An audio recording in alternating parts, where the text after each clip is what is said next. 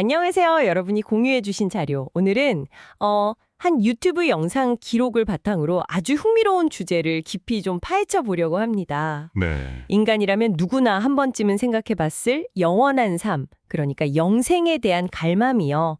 이게 현대 기술, 그리고 또 권력과 어떻게 얽혀 있는지 아주 독특한 시각으로 풀어낸 내용이더라고요. 네, 오늘 살펴볼 자료는 그 시작부터가 상당히 파격적입니다. 2025년이라는 특정 시점을 설정해서요.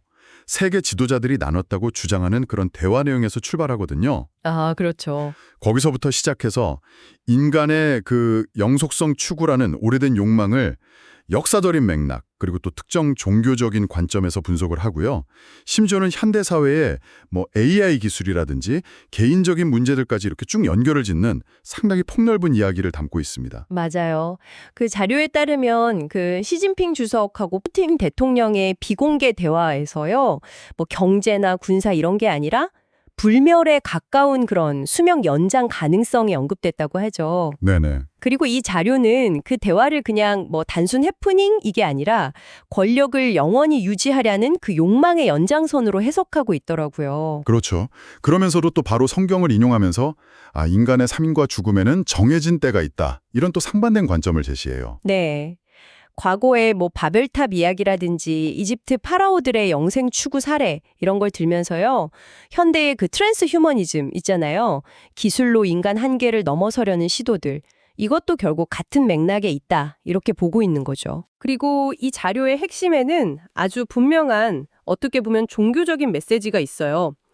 진정한 영생은 오직 특정 종교적 신념, 그러니까 예수 그리스도를 통해서만 얻을 수 있다. 이 주장을 아주 강하게 내세우고 있고요. 네. 그러면서 현대 사회의 여러 현상들, 예를 들면 AI 여자친구와의 관계라든지 각종 중독 문제, 심지어 그 소셜미디어상의 자기 집착까지도요. 이걸 다 영적인 관점에서 주의를 분산시키는 요인이다. 이렇게 해석하는 점이 참 독특했습니다. 네, 오늘 저희의 목회는 바로 이 자료가 제시하는 다소 좀 강렬한 주장들이잖아요. 이걸 하나하나 좀 자세히 들여다보는 겁니다. 네. 기술 발전의 어떤 이면, 또 인간의 근원적인 욕망, 그리고 이 자료가 던지는 그 영적인 메시지들. 이게 과연 어떻게 연결되는지 그 논리를 한번 같이 따라가 보시죠.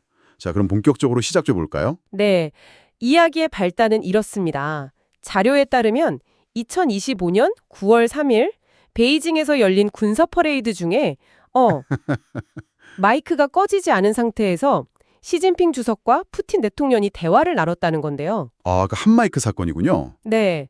근데 그 내용이 정말 놀라워요. 무슨 경제 협력이나 군사 문제가 아니라 장기이식 기술의 발전, 또 인간 수명을 150세까지 연장할 수 있을지 모른다. 이런 예측, 심지어 불멸, 임몰털리티라는 단어까지 사용하면서 이야기를 나눴다고 이 자료는 주장합니다. 사실이라면 정말 이례적인 대화죠. 근데 여기서 참 흥미로운 건요. 이 자료가 이 대화 내용을 두 지도자의 정치적인 행보와 직접 연결짓는다는 거예요. 아, 그렇죠. 모습이 이게 단순히 정치적 야망을 넘어서는 거죠. 생명 자체를 연장하려는 욕망, 그러니까 영속성을 추구하는 마음으로 이어진다. 이렇게 분석을 하는 겁니다. 권력에 대한 갈망이 결국에는 삶 자체를 무한히 이어가고픈 그런 갈망과 맞닿아 있다. 이런 해석인 거죠. 권력의 정점에 있는 인물들이 영원한 생명까지 꿈꾼다. 이런 해석인데 이 자료는 근데 바로 또 다른 차원의 이야기를 꺼내요. 성경 전도서 3장 9절을 인용하는데요. 네. 모든 것에는 정해진 때가 있다. 태어날 때가 있으면 죽을 때도 있다. 이런 내용입니다. 이걸 근거로 해서 삶과 죽음은 인간의 의지나 노력으로 바꿀 수 있는 게 아니다. 이건 신의 주권 아래에 정해진 자연스러운 순리다. 이런 관점을 딱 제시하는 거죠. 그렇습니다. 또 히브리서 9장 27절 한 번 죽는 것은 사람에게 정해진 것이고 그 뒤에는 심판이 있다. 이 구절도 언급이 되고요. 네. 이 자료의 시각에서 보자면 인간이 이 죽음이라는 경계를 넘어서려고 하거나 과학기술로 죽음을 정복하려고 하는 시도는요. 신이 정한 질서에 대한 아주 오래된 반역과 같다는 설명입니다. 죽음은 피해야 할 대상이 아니라 받아들여야 할 경계라는 주장이죠. 이 자료에 따르면요, 이런 죽음에 대한 반역은 인류 역사에서 계속 반복되어 온 패턴이라고 해요. 아, 그런 거요? 네, 성경 창세기 3장에서 그 사탄이 이브에게 너희는 결코 죽지 않을 것이다. 오히려 신들처럼 될 것이다. 이렇게 유혹했던 게 그 시작이라고 보고요. 네네. 또 하늘에 닿는 탑을 쌓아서 신에게 도전하려 했던 그 바벨탑 이야기 있잖아요. 아, 바벨탑. 그렇죠. 그리고 영원한 삶을 믿으면서 거대한 무덤, 피라미드 같은 거 만들고 막대한 보물을 남겼던 이집트 파라오들. 또 그리스 신화 보면 신들처럼 불멸의 존재가 되기를 갈망했던 인물들 이야기, 이런 걸 다 예로 들고 있습니다. 그리고 바로 이 지점에서 현대의 그 트랜스 휴머니즘 흐름과 딱 연결을 시키는 거죠. 아, 특히 그 실리콘밸리의 억만장자들이 인공지능 개발이나 인체 냉동 보존 기술, 유전자 편집을 통한 생명 연장, 이런 데 막대한 돈을 투자하는 현상이 있잖아요. 네, 엄청나죠. 이걸 고대부터 이어져 온 그 영생 추구 욕망의 현대적인 발현이다, 이렇게 해석하는 겁니다. 이 자료의 관점에서는 시진핑과 푸틴의 대화도 결국 우리는 죽지 않을 것이다, 우리 방식대로 영원히 살 것이다, 이런 인류의 오랜 외침의 가장 최신 버전일 뿐이라는 거죠. 하지만 역사가 보여주듯 인간의 힘만으로는 그 어떤 시도도 결국 실패로 끝났다. 이렇게 이 자료는 단언합니다. 네, 아주 단호하죠. 그렇다면 이 자료가 궁극적으로 말하고자 하는 진정한 영생, 그러니까 진짜 영원한 삶은 어디에 있다는 걸까요? 답은 아주 명확하게 제시돼요. 네. 과학기술이나 인간의 권력이 아니다. 오직 예수 그리스도를 통해서만 얻을 수 있다. 이렇게 선언하는 거죠. 요한복음 11장에 나는 부활이요 생명이니 나를 믿는 사람은 죽어도 살 것이고 살아서 나를 믿는 사람은 영원히 죽지 않을 것이다, 이 구절하고요. 아, 유명한 구절이죠. 네. 그리고 요한복음 3장 16절. 하나님이 세상을 이처럼 사랑하셔서 외아들을 주셨으니 이는 그를 믿는 사람마다 멸망하지 않고 영생을 얻게 하려는 것이다. 이 구절을 핵심 근거로 내세웁니다. 이런 거고요. 네. 따라서 진정한 영생은 실험실이나 수술대, 유전자 조작 기술 이런 데서 찾는 게 아니라 오직 그리스도와의 관계 안에서만 발견될 수 있다, 이런 이야기입니다. 기술을 통한 수명 연장하고 종교적 의미의 영생을 아주 명확하게 구분하고 있는 셈이죠. 여기서 더 나아가서요. 자료는 세상 지도자들이 권력을 유지하려고 하는 그런 필사적인 노력과 그리스도의 통치 방식을 아주 선명하게 대비시켜요. 어떻게 대비시키나요? 성경 시편 49편에 보면 아무리 지혜로운 사람도 죽고 어리석고 무지한 사람도 함께 망하여 그들의 재산은 다른 사람에게 남겨두고 떠나는 것을 보지 않느냐, 이런 구절이 있고요. 네. 또 시편 146편에는 권력자들을 의지하지 마라. 도움을 줄 힘이 없는 사람을 의지하지 마라. 숨이 끊어지면 흙으로 돌아가고 그날로 그의 모든 계획은 사라진다. 이런 내용들을 인용하면서요. 아무리 강력한 통치자라도 결국에는 죽음이라는 한계를 피할 수 없다. 이거 강조하는 거죠. 반면에 이사야 40장에 나오는 모든 육체는 풀과 같고 그 모든 아름다움은 들의 꽃과 같다. 풀은 마르고 꽃은 시들지만 우리 하나님의 말씀은 영원히 서 있다. 이 구절을 통해서 인간 권력의 일시성을 딱 부각시키는 거죠. 아, 대비가 확 되네요. 네. 그러면서 그리스도의 왕국은 영원하다고 주장합니다. 요한계시록이나 다른 시편 두 절들을 근거로 들면서요. 흥미로운 비유도 나오는데 인간 지도자들은 낡은 장기를 새 것으로 교체하려고 하지만 그리스도는 돌처럼 굳은 마음을 살처럼 부드러운 마음으로 바꿔주신다는 거예요. 오, 그런데 인간은 군대를 동원해서 힘을 과시하지만 그리스도는 교회를 세워서 사람들을 모으신다, 이렇게 대비시키기도 하고요. 그런데 이 자료는 시진핑, 푸틴 대화 같은 이런 이야기가 퍼지는 것 자체에 대해서도 위험성을 지적해요. 어떤 위험성이죠? 반전이 지도자들의 오만함을 보여주는 걸 넘어서서 일반 사람들에게 어쩌면 과학기술이 진짜 영생을 가져다 줄지도 몰라? 그럼 굳이 신이 필요 없을지도 모르겠는데?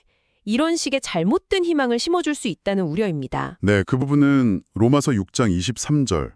죄의 대가는 죽음이지만 하나님의 선물은 우리 주 예수 그리스도 안에 있는 영원한 생명입니다. 이 구절과 연결해서 설명을 하는데요. 아, 네. 이 자료의 관점에서 보면 과학이 생물학적인 수명을 늘릴 수는 있겠죠. 하지만 죄의 결과로서의 죽음, 그 자체를 없앨 수는 없다는 겁니다. 결국 인류가 가진 모든 지식과 부, 기술, 이걸 총동원해서 신없이 스스로 영생에 도달하려고 하는 시도는 본질적으로 현대판 바벨탑 쌓기와 다를 바 없다. 현대판 바벨탑이요? 네. 그리고 전도서 1장 9절에 이미 있었던 것이 후에 다시 있겠고 이미 한 일을 후에 다시 할 것이다. 해 아래에는 새로운 것이 없다.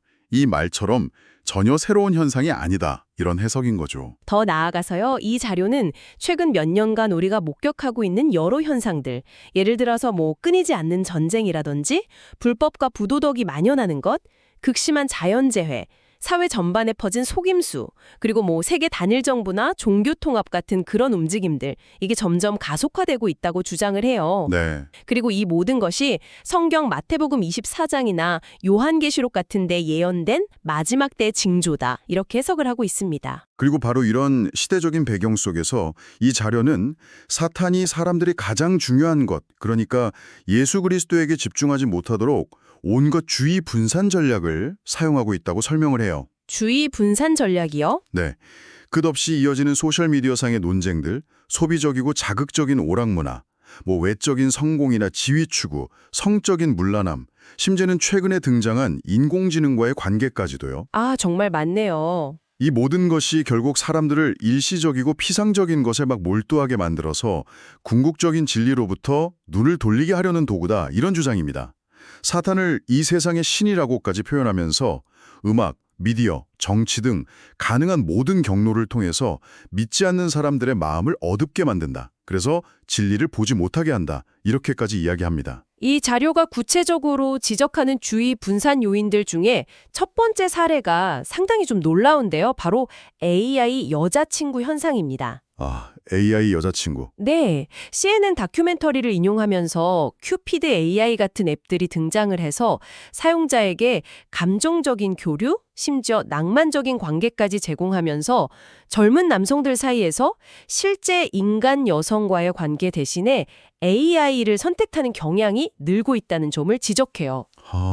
예를 들어서 AI 앨리스라는 캐릭터는 당신을 기쁘게 해줄 준비가 되어 있다. 이렇게 말하고 월 9.99달러 구독료를 내면 더 깊고 친밀한 상호작용을 제공한다고 소개되었다는군요. 이야, 이 자료는 이런 현상을 맞춤형 환상관계라고 규정하네요.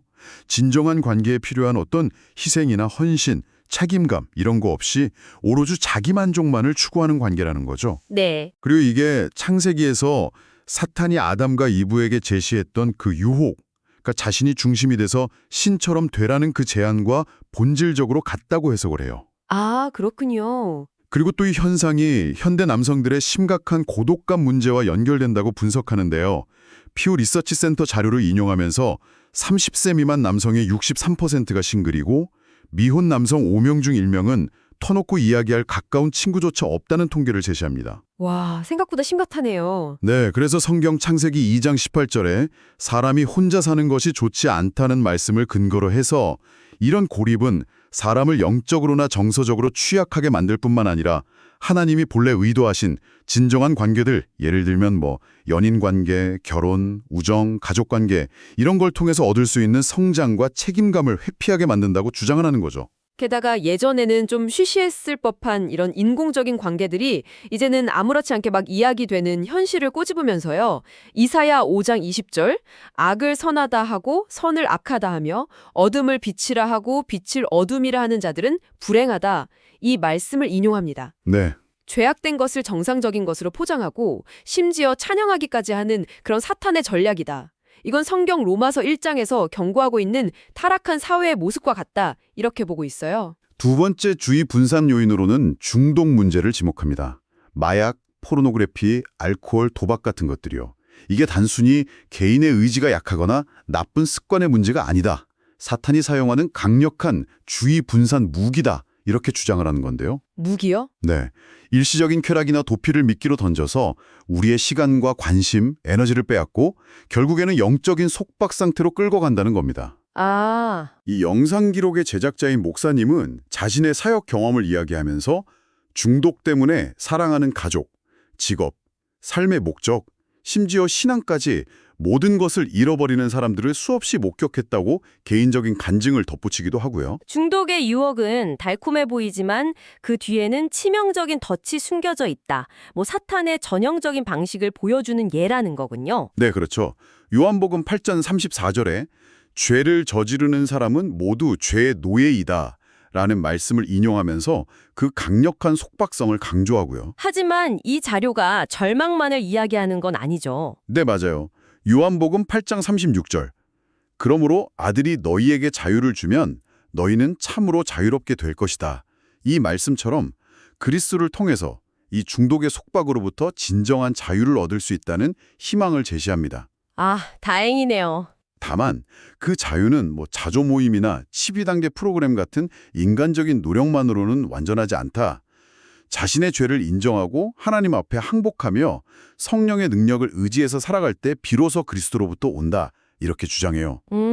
그리고 많은 경우 중독의 뿌리에는 깊은 마음의 상처나 트라우마가 자리 잡고 있는데 진정한 치유는 세상적인 방법으로 고통을 잠시 잊거나 마비시키는 게 아니라 십자가 앞에 자신의 상처를 그대로 가지고 나아가서 위대한 의사이신 예수님께 치유받는 것이다. 이렇게 강조합니다. 마지막으로 언급되는 세 번째 주의의 분산 요인은 바로 자기 자신에 대한 집착. 그러니까 소위 셀카 문화로 대표되는 현상입니다. 아, 셀카 문화. 네, 성경 디모데후서 3장 2절에서 마지막 때의 특징 중 하나로 사람들이 자기를 사랑하며 이렇게 경고한 것과 이 현상을 직접 연결시키는데요. 특히 소셜미디어 환경이 좋아요 수, 조회수, 팔로워 수 이런 거에 집착하게 만들면서 결국 자기 자신을 숭배하는 거대한 무대가 되어버렸다. 이렇게 비판합니다. 네, 이런 현상은 눈에 보이는 외적인 이미지나 평판 관리가 내면의 어떤 진실성이나 인격적인 성숙보다 훨씬 중요해진 세태를 반영한다는 지적인데요. 그렇죠. 끊임없이 타인과 자신을 비교하면서 우월감에 빠져서 교만해지거나 반대로 불안감과 열등감에 시달리게 되는데 이 자료는 이 두 가지 극단적인 감정 모두 결국 사탄에게 이롭다고 분석해요. 왜 그렇죠? 왜냐하면 교만은 우리로 하여금 나는 하나님 없이도 괜찮아 이렇게 느끼게 만들고 불안감은 하나님은 나를 사랑하지 않거나 볼보시지 않아 이렇게 믿게 만들기 때문이라는 거죠. 이러한 극단적인 자기중심성은 결국 우리의 영혼을 메마르게 하고 성령께서 우리 안에서 일하시면서 우리를 변화시킬 그 공간을 없애버린다고 주장합니다. 세상은 끊임없이 내 자신을 더 사랑하라 이렇게 속삭이지만 성경은 오히려 자기를 부인하고 자기 십자가를 지고 나를 따르라고 요구한다 이렇게 대조하면서요. 네, 진정한 기쁨과 만족은 다른 사람들의 인정이나 칭찬에서 오는 게 아니라 그리스도를 더 깊이 알아가고 그분을 다른 사람들에게 전하는 데서 온다고 강조합니다. 그러니 이제 그만 거울, 즉 자아를 들여다보고 하나님의 말씀인 성경을 보라고 강력하게 촉구하는 거죠. 이 모든 분석의 끝에서 이 자료는 매우 강력하고 좀 긴급한 메시지를 전달합니다. 지금은 성경에서 말하는 마지막 때이며 사람들의 마음을 하나님에게서 멀어지게 하려는 사탄의 주의분산 전략은 과거 어느 때보다 더 공격적이고 교묘해졌다는 겁니다. 따라서 지금이야말로 영적으로 잠에서 깨어나야 할 때다. 이렇게 강조하는군요. 네, 우리 각자의 삶에서 무엇이 예수님으로부터 우리의 시간과 관심 또 마음을 빼앗고 있는지 냉철하게 점검하고 분별하라고 촉구하는 거죠. 그게 뭐 특정 중독이든 외적인 성공에 대한 집착이든 자기 이미지 숭배든 아니면 또 다른 어떤 형태의 우상이든 간에요. 그렇죠. 시편 90편 12절 우리에게 우리의 날들을 세는 법을 가르쳐 주셔서 지혜의 마음을 얻게 해 주십시오. 라는 구절을 인용하면서요. 세상이 추구하는 지혜, 그러니까 죽음을 속이고 피하는 방법을 찾는 그런 헛된 노력이 아니라 하나님이 주시는 참된 지혜, 네. 즉 우리에게 주어진 시간을 소중히 여기면서 그리스도께 나아가 영원한 삶을 준비하는 지혜를 따라야 한다고 말합니다. 요한복음 14장 6절 내가 곧 길이요 진리요 생명이니 나를 통하지 않고는 아무도 아버지께로 갈 수 없다는 예수의 말씀을 다시 한번 강조하면서 영원한 생명으로 가는 유일한 길은 오직 예수 그리스도뿐임을 재확인하고요. 이 자료는 요한일서 5장 11절, 그 증거는 이것입니다. 곧 하나님께서 우리에게 영원한 생명을 주셨다는 것과 이 생명이 그의 아들 안에 있다는 것입니다. 라는 말씀을 인용하면서 결론을 맺습니다. 네, 즉, 과학기술의 발전이나 인간의 노력이 아니라 오직 그리스도의 죽음과 부활을 통해 영원한 생명은 이미 우리에게 주어졌다. 이런 기독교적인 확신을 강력하게 피력하는 거죠. 그리고 그리스도께서 다시 오시겠다는 약속, 요한복음 14장 3절을 기억하면서 영적으로 잠들어 있거나 무의미하게 시간을 보내거나 죄 가운데 머물러 있지 말고 깨어서 기도하며 서로 사랑하고 섬기는 자세로 주님의 재림을 준비해야 한다. 이렇게 촉구하면서 마무리됩니다. 네.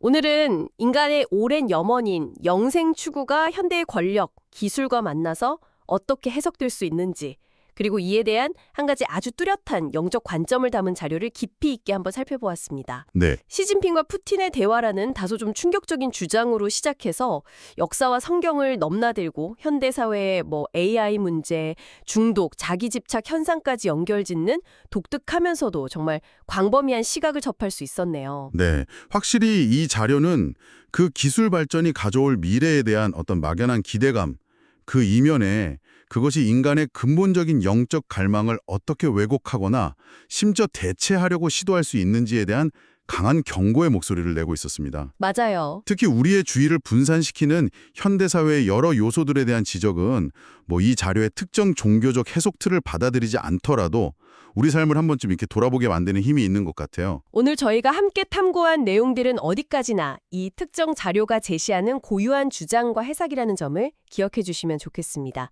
저희는 이 자료의 내용을 충실히 전달하고자 노력했고요. 네. 여기서 한 걸음 더 나아가서 이 내용을 접하신 여러분께 이런 질문을 던져보면서 마무리하고 싶습니다. 만약 미래에 과학기술이 정말로 우리의 생물학적 수명을 획기적으로 연장하거나 이 자료에서 언급된 것처럼 심지어 인간의 의식을 디지털 세상으로 업로드하는 수준까지 가능해진다면요. 우리가 지금까지 당연하게 여겨왔던 삶, 죽음, 그리고 영혼의 의미는 개인적으로 그리고 또 사회적으로 어떻게 재정이 될 수 있을까요? 그리고 그 예측하기 어려운 거대한 변화 속에서 우리는 과연 무엇을 가장 중요하게 붙잡고 살아가야 할까요? 다음 시간에 또 다른 흥미로운 자료와 깊이 있는 분석으로 다시 찾아뵙겠습니다.